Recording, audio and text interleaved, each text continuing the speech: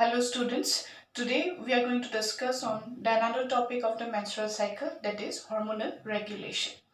So on this part, we have two different types of hormones who separately work on the ovary and the whole female reproductive system to carry out the menstrual cycle. So those two type of or the two groups of this menstrual cycle are the first one is the pituitary and hypothalamus, and the second one is the local hormone that is produced by the female reproductive system, that is by the ovary itself. So both these two types of hormones, one is the hormone from the brain and another one that is from the ovary, together control the menstrual cycle. So in this part, first of all, we'll see how many changes that will occur on the uterine lining, and the second one will start also the two different type of hormones separately, and then after that we'll see how these follicles will grow on regulation of what hormone. So this whole process, it will be started with hypothalamus. So first of all, suppose this is the hypothalamus. We should know that hypothalamus is a part of the forebrain. In the forebrain, we have two parts. One is cerebrum, another is the diencephalon. In the diencephalon, we have three parts: epithalamus, thalamus, and the hypothalamus. So on this hypothalamus region, there is a stalk-like structure, and that stalk-like structure will actually extend to form a gland that is actually known as the pituitary gland. So as you can see here, there are two lobes present. Both these two lobes, they will release different types of hormone. Here this is the anterior pituitary, and this one, which is present just posteriorly of the pituitary gland, this is the posterior pituitary. So this anterior pituitary is also called as the adenohypophysis, and the posterior pituitary is also called as the neurohypophysis. So just above that we have this stalk. That stalk is the infundibulum, which is actually having the connection with the hypothalamus. So just above that we have the hypothalamus. So this hypothalamus, it releases some hormones to regulate the pituitary gland. So this anterior pituitary is made up of these pitocins, or that cells. Those are known as pitocins. They are just epithelial in nature, so that's why it cannot understand any stimulation or any feedback. So to stimulate this anterior pituitary, the hypothalamus have to release two types of hormone. One is known as the releasing hormone, another is the inhibiting hormone, or simply we can call it as RH and IH. So this pituitary gland will release two hormones, FSH and LH, for this menstrual cycle, and to stimulate that release of FSH and LH, this hypothalamus will release the hormone, that is gonadotropin releasing hormone, G and RH. So that FSH and LH, they are known as the gonadotrophins. So to stimulate the gonadotrophins, this hypothalamus will release a hormone, that is GnRH, gonadotropin releasing hormone, and it will come to the region of anterior pituitary by a blood vessel, and this is actually a portal system that is known as hypothalamo-hypophyseal portal system. And this hypothalamo-hypophyseal portal system will carry this Z and RH to the anterior pituitary, and now that anterior pituitary will be stimulated to release that hormone, that is FSH. So whenever this menstrual cycle will be started, at that time it will release the hormone FSH and LH. So first of all, we'll see the chart separately so that we can understand the uterine development, ovarian development, and after that we'll see both these two hormonal regulation. So simply here,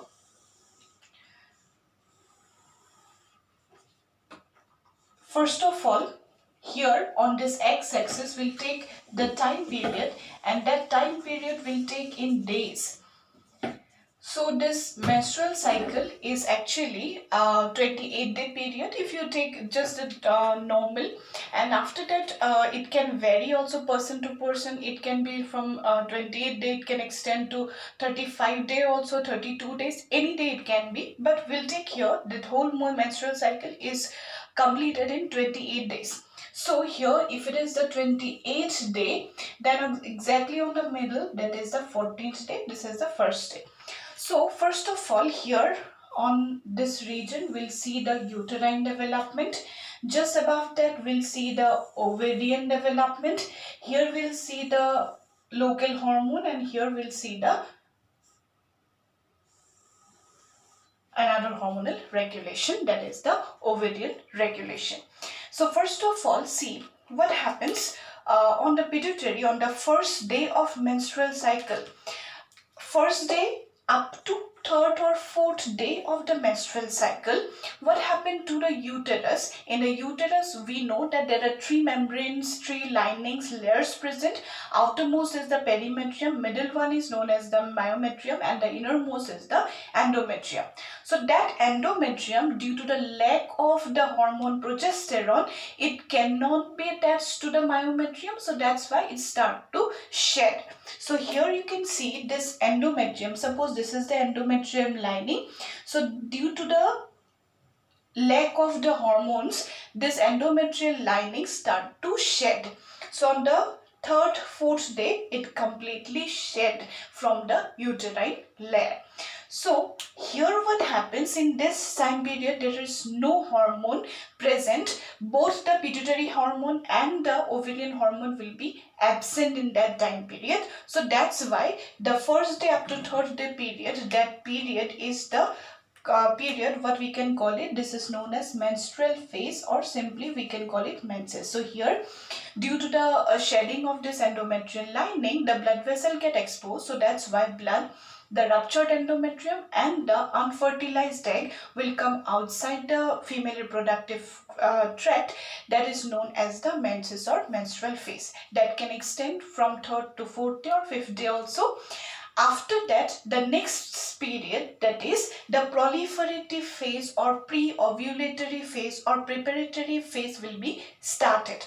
So from third to fourth day up to 14th day, this time period we can call it preparatory phase, or we can call also is the preparatory phase or pre-ovulatory phase or follicular phase. So in that time period, what happened? First of all, this anterior pituitary will release a hormone, and that hormone is FSH, that is follicular stimulating hormone. So on that time period, you can see here there is no hormone on this phase, that is menses.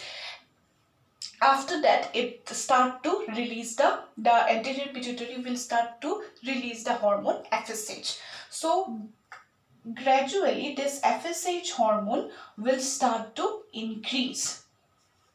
So this way the FSH hormone will increase up to 14th day, it will reach to the maximum.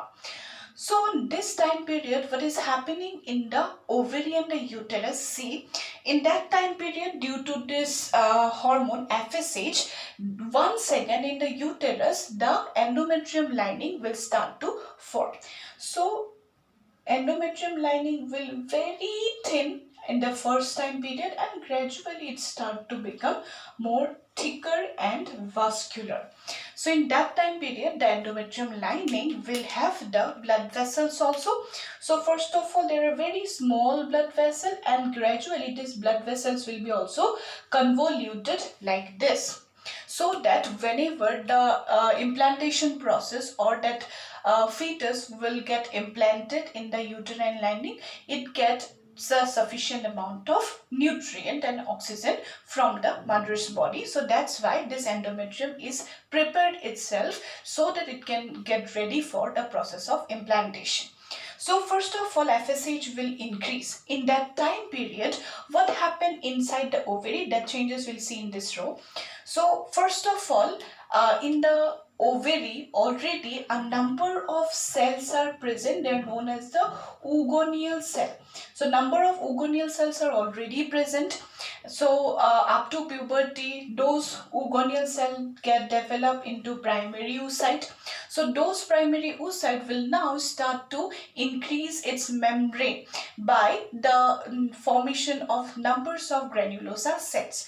So this primary oocyte, which is now we are diploid organism, so that's why each and every cell of us will have the twice n chromosome number, that is the 46 in number. So in that time period, this primary oocyte is going to have 46 chromosome.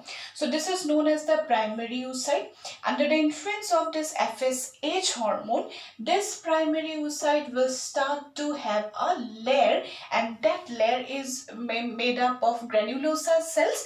So gradually this granulosa cell layer will start to increase. So what happened, whenever this primary oocyte will be surrounded by a layer of granulosa cell, what we can call it, this is known as primary follicle. So that primary follicle will grow.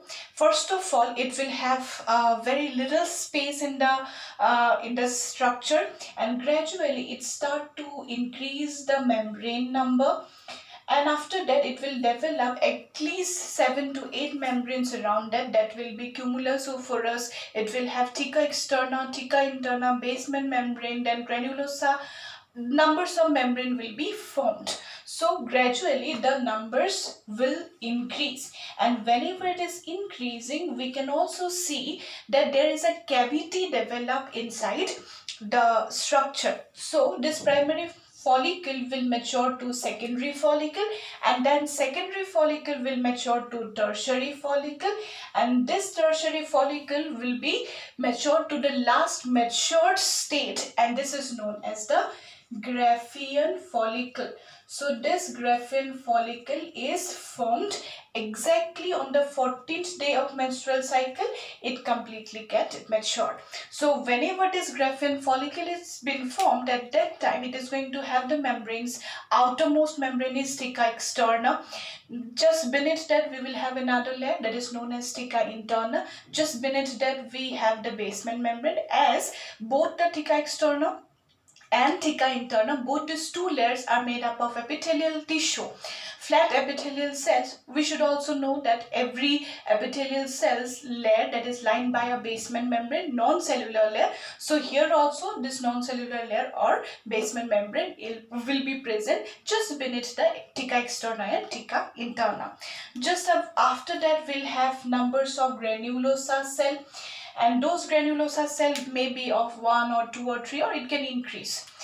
Then here, it just beneath that we will have the primary oocyte that will be still be present, and this primary oocyte will be surrounded by another non-cellular layer, and that is known as the zona pellucida. So that zona pellucida have very important function in the later phase. We'll see in the fertilization process, but this zona pellucida layer will be even started to form in the secondary follicle state itself, and it will get matured in the that means complete its formation in this Graafian follicle state. Then after that, it will reach the state of ovulation. See, first of all, at that time period, what happened? First of all, in that time period, the ovary start to release its own hormone. That means in this time period, the granulosa cells, they actually have a combination of steroid itself, and it starts to release a hormone that is known as estrogen. So estrogen is actually a family. It's made up of 3 different hormone combinations are there. So that's why we will call it as the estrogens. So in that time period, the hormone estrogens will be also formed.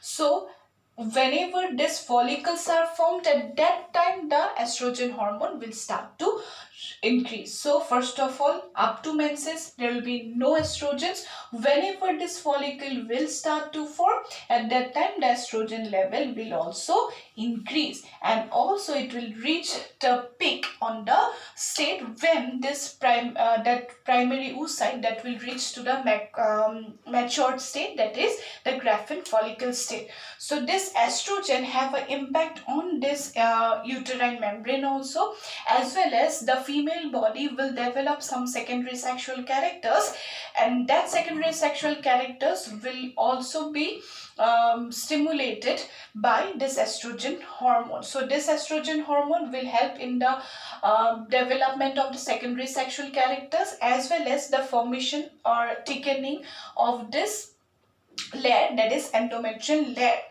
Now after that, on the 14th day, this cell, this primary oocyte, which is now in the Graafian follicle state, that will be completely ripened, or it is completely mature. So whenever it gets matured, at that time period, what happened? The pituitary gland release another hormone. So at that time period, this pituitary, that means the anterior pituitary, will release another hormone, and that hormone is LH. So this anterior pituitary will release the another hormone, LH. So just see first of all what happened in this menses. There is no LH, so it is in the x-axis itself. There is no hormone. Now whenever this is the another phase, preparatory phase started, the LH hormone is also very less. Very less means very less. And whenever it is reaching this phase, that is on towards the 12th, 13th or 14th day period, at that time the LH hormone suddenly increase and it will rise above the layer of FSH. So what happened? This LH hormone will reach the peak and exceeds the FSH. So whenever this LH hormone increase its maximum and its increase to a peak, that is known as LH surge. So due to this LH surge, what happened to this Graafian follicle? That Graafian follicle will actually complete the meiosis 1. So in this primary oocyte set, as it is going to have twice n number of chromosome, it starts the process of meiosis so that it can form the gamete. So this gamete have to have the n number of chromosomes, so that whenever fertilization will occur, at that time period, the ovum as well as the spermatozoa, that will carry both n chromosome, and after fertilization it can have the same twice n chromosome number. So it has to undergo the reduction division. So due to LH hormone, this Graafian follicle will actually complete the first meiosis and it will form 2 cells. So here the meiosis process, that is prophase 1, metaphase, anaphase and telophase 1, that will be completed, and after that it actually produce 2 cells.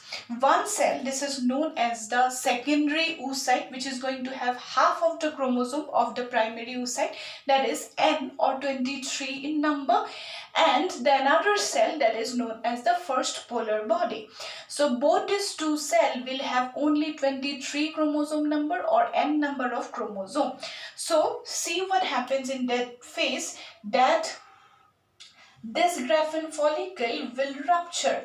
This Graafian follicle will rupture and 2 cells will be formed, and here unequal division occurs. One cell is going to have a little bit more cytoplasm and another one will have a little less cytoplasm.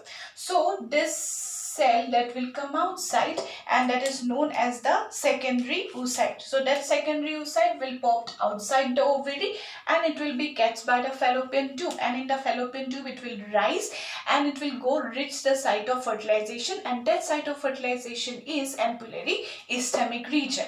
So in this ampullary ischemic region it will go by the ciliary action of the fallopian tube itself. So that is known as the secondary oocyte state. And another cell will be also formed as a result of first meiosis, that is known as the first polar body. So this is the first polar body, and first polar body will remain inside the ovary. It may sometime undergo mitosis, just the equational division, mitosis can occur, but after 3-4 days it will go degeneration by the phagocytic activity of the ovary itself, and after that, after 3-4 days, it will be no more at all in the ovary. That secondary oocyte will reach the site of fallopian tube, ampullary ischemic region, and it is ready for the fertilization process, waiting for the sperm to get fertilized. And what will happen to this theca externa, theca interna, or this granulosa cells? So those granulosa cells will form a cluster of cells, and that is yellowish in color, and this structure is known as the corpus luteum. So this corpus luteum will be the same as the primary follicle, secondary or tertiary follicle. It is going to have the same composition. It is made up of granulosa cell. So it will continue the release of hormones. Actually, 3 hormones will be released. It will be, see, in this time period from 3rd, 4th day up to 14th day, this is the preparatory phase. So in this preparatory or pre-ovulatory phase, it will release the hormone estrogens.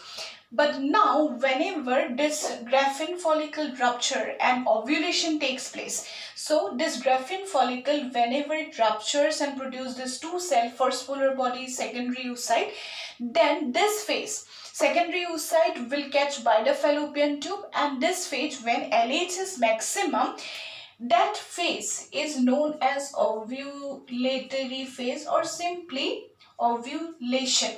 So in that ovulation leads to the formation of 2 cells. One is first polar body and another is a secondary oocyte. That secondary oocyte will go to the fallopian tube. The first polar body will remain inside the ovary, and inside the ovary another structure will be formed by the granulosa cells, that is known as the corpus luteum. So that corpus luteum will continue the release of estrogen. So it's not like that suddenly the estrogen hormone will be stopped releasing by this corpus luteum. It will release, but during the time period of ovulation, a slight decrease of estrogen occurs, but after that a little bit estrogen will also occur, released by this corpus luteum. So this way estrogen level will start to decrease. But in that time period, there will be another hormone released by this corpus luteum. So that is very much important. In that time period, there will be another hormone released by this corpus luteum. See, in this preparatory phase, there is no hormone. That red line indicates another hormone, that is progesterone hormone. So that progesterone hormone will be not at all released in the preparatory phase. But whenever this corpus luteum will be formed, then the progesterone hormone will start to increase. So that progesterone hormone will have an important function. What is that function?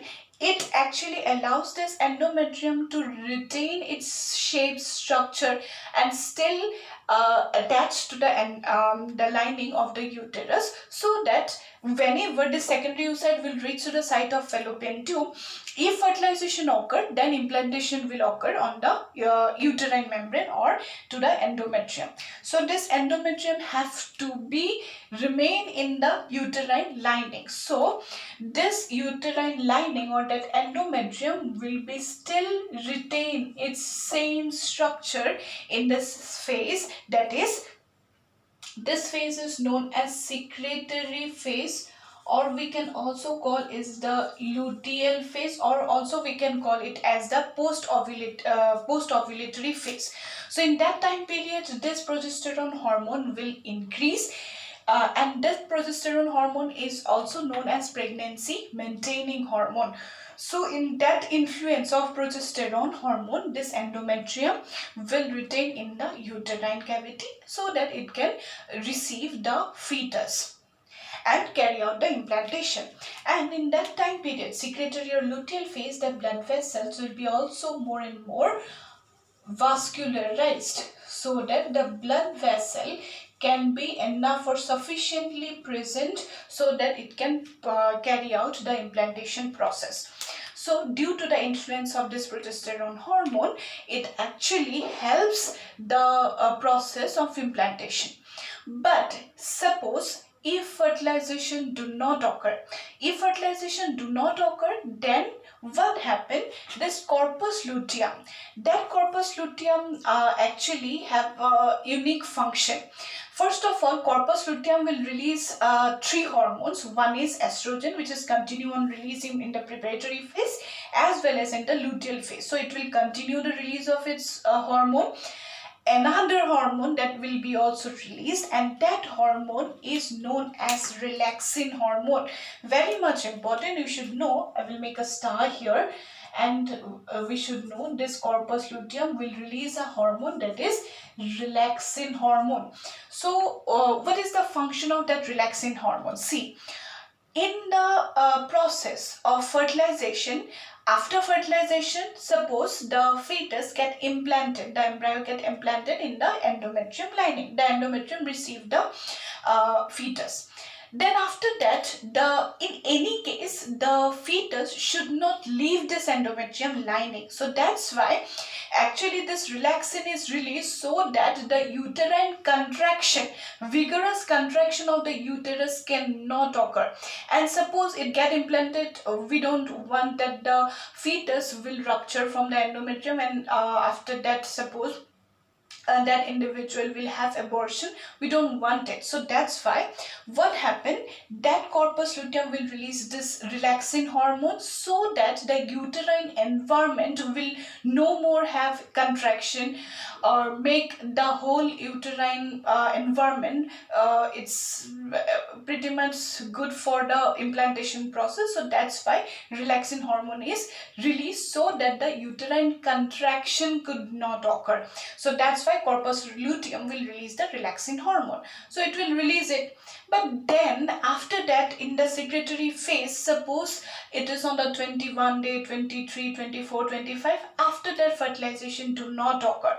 At that time, corpus luteum will start getting a indication that it should not actually continue its secretion. So how it will be getting this stimulation, I will tell you in the next video. So that corpus luteum will start to degenerate. So what happened gradually on the later phases, on the later days of the luteal or secretory phase, it will start to degenerate, and whenever it will start to degenerate, also the level of progesterone hormone will decline. At one period of time, it will no more yellow structure. We should know this corpus luteum is yellow in color. So it will develop one structure. This is known as corpus albicans. Albicans, as it is indicating white in color. So this is corpus albicans on the 28th day. So corpus albicans will be formed on the 28th day. Now it is not able to release any of the hormone. Estrogen will be no more released in the later phases of secretory phase. Progesterone hormone, which was in the peak in the secretory phase, that will also not gonna release, and relaxin hormone will start to decline. And after that, corpus albicans, as it is formed and it is just leaving a just scar in the ovary, at that time period this endometrium will start to shed, and whenever it sheds, it will expose the blood vessel, and the blood vessels get exposed, the endometrium will rupture. It will come outside from the uterine cavity, that is from cervix and vagina. It will come out, and this unfertilized egg, the secondary oocyte, which is not getting the chance to get fertilized by the sperm, and it is not also completing the second meiosis, and this secondary oocyte, this ruptured endometrium, and the blood will come actually from this vaginal opening, and that phase is known as menses. So these are the different hormones. Let me first of all show you what happened to the FSH. So this FSH in the secretory phase will also start to decline. So why FSH and LH will decline in the secretory phase? This is very much important. What happened? This estrogen and progesterone hormone, as it is released in the secretory or luteal phase, it start to give a negative feedback to the anterior pituitary as well as hypothalamus, so that it cannot release FSH and LH hormone. in the secretory phase. See what is happening in the uterus. Already it is making the environment ready for implantation, and in that time period already in the fallopian tube the secondary oocyte is present. It is ready for fertilization. In that time period, if once again FSH is continue its releasing, maybe it is possible that from this this oogoneal cells once again one primary oocyte can be matured. So it is not getting the chance so that the primary oocyte can form undergoing its maturation phase or form this primary follicle, secondary or tertiary follicle. It is not possible. So that's why it is start to get decreased. So FSH and LH will be declined by the negative stimulation, that is by this estrogen and progesterone hormone. So whenever estrogen and progesterone is dominant in the secretory or the luteal phase, it gives a negative feedback to the anterior pituitary so that FSH and LH will decline. Why this is happening? So that we don't want another ovum to be formed whenever this is in the secretory or the luteal phase. So whenever it is in the secretory or the luteal phase, there is no formation of or no maturation of follicle occurs. So follicle will mature only in the preparatory phase. So follicle is not going to mature in the secretory or luteal phase, just because in this phase there is no FSH and LH. So it is because of this negative stimulation of this progesterone and estrogen hormone. So let's just label it. So this hormone, this green colored lining indicates estrogens, and this red colored hormone, that is progesterone hormone. So progesterone is released by, it is released by corpus luteum. Corpus luteum also release progesterone in the secretory phase, but the same estrogen is released by corpus luteum in the secretory phase. Same estrogen hormone will be also released by these follicles in the preparatory phase. So this way the whole process completes. So here we have seen uterine development,